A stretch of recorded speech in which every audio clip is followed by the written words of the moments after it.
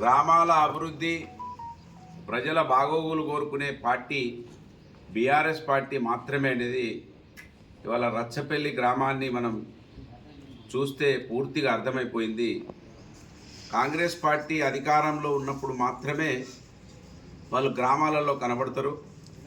అధికారం కోల్పోగానే మంత్రి ఎమ్మెల్యే హైదరాబాద్కు పరిమితమవుతాడు.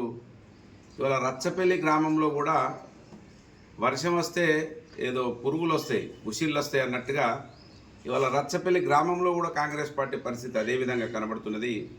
కానీ రచ్చపల్లి గ్రామాన్ని పొందుపరిచి గ్రామాన్ని సస్యశ్యామలం చేసి గ్రామాన్ని వాళ్ళ గ్రామంగా గుర్తింపు తీసుకొచ్చిన పార్టీ బీఆర్ఎస్ పార్టీ అనేది ఇవాళ మనం గెజిట్ను చూస్తే అర్థమవుతా ఉన్నది.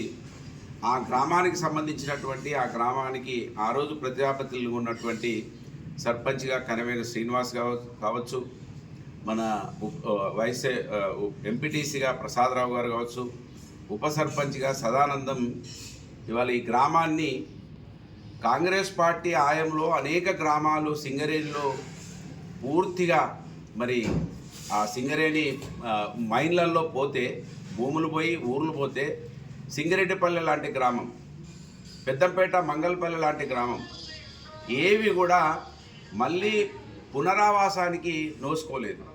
కానీ ఇవాళ బీఆర్ఎస్ పార్టీ నాలాంటి వాని నాయకునిగా ఎదిగితే వారు రచ్చపల్లి కావచ్చు, లద్నాపూర్ కావచ్చు, అక్కెపల్లి కావచ్చు పునరావాసం చూపించడం, వారికి కొత్త పథకాలను కూడా తీసుకొచ్చినాం. సింగరేణి చరిత్రలో లేనటువంటి మరి స్టూడెంట్ కూలీని తీసుకొచ్చినాం.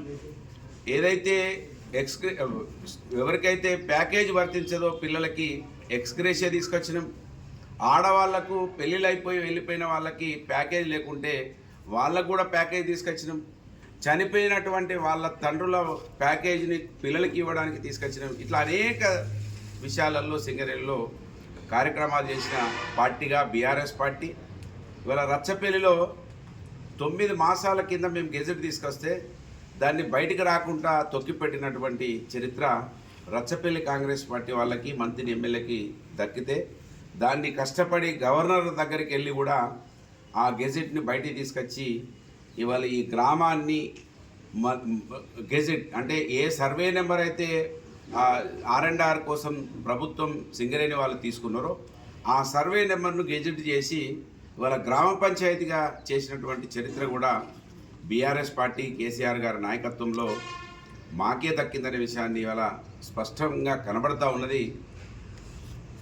ఓట్ల తర్వాత ఓట్ల కోసం మాత్రమే కాంగ్రెస్ పార్టీ వాళ్ళు వస్తారనే దానికి మనం ఢిల్లీ నుంచి గల్లీ వరకు చూసుకుంటే కనబడతా ఉన్నది స్పష్టంగా.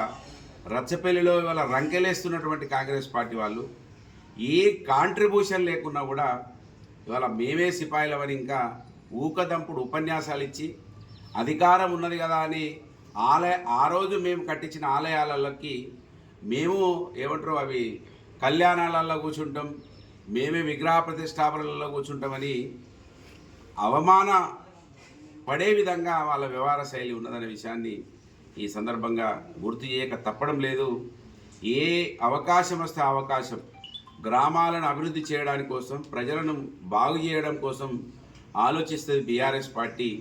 మంత్రిలో ఆ విధంగానే నడవడిక మా నాయకులందరూ కూడా చేస్తూ ఉన్నారు. దానికి రచ్చపల్లి ఒక ఉదాహరణగా నిలిచిందనే విషయం ఈ సందర్భంగా చాలా సంతోషంగా మా సర్పంచ్ గారు, మన శ్రీనివాస్ గారు, ప్రసాదరావు గారు, సదానందం ప్రతిరోజు మా గ్రామం ఏది గెజిట్ కావాలి, మా గ్రామంగా మేము రేపు పొద్దున ఎన్నికలలో మా గ్రామంలో మేము నిర్వహించుకోవాలని వాళ్ళ తపనను మనస్ఫూర్తిగా హృదయపూర్వకంగా అభినందిస్తూ ఉన్నాను.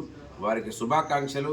వారికి సహకారం చేసిన ఇవాళ కొంతమంది కనబడుతున్న కాంగ్రెస్ వాళ్ళు తప్ప ఊరంతా కూడా వీళ్ళంబడి ఉన్నారు కనుకనే అనేక ఫలితాలు పొందిండ్రు. వాళ్ళ రచ్చపల్లి గ్రామంలో గొప్పగా ఈ సింగరేణి చరిత్రలో ఎవరైనా భూ నిర్వాసితులు ఫలితం పొందినంటే అది రచ్చపల్లి గ్రామం ప్రజలే పొందిండ్రు. రచ్చపల్లి గ్రామము ఆదర్శంగా సింగరేణిలో రేపు భూములు కోల్పోయే వాళ్ళకు నిలిచిందనే విషయాన్ని ఈ సందర్భంగా తెలియజేస్తూ మరొకసారి మీకు శుభాకాంక్షలు. మీ అందరికీ కూడా మరి మంచి జరగాలని ఆకాంక్షిస్తూ ధన్యవాదాలు. జై తెలంగాణ.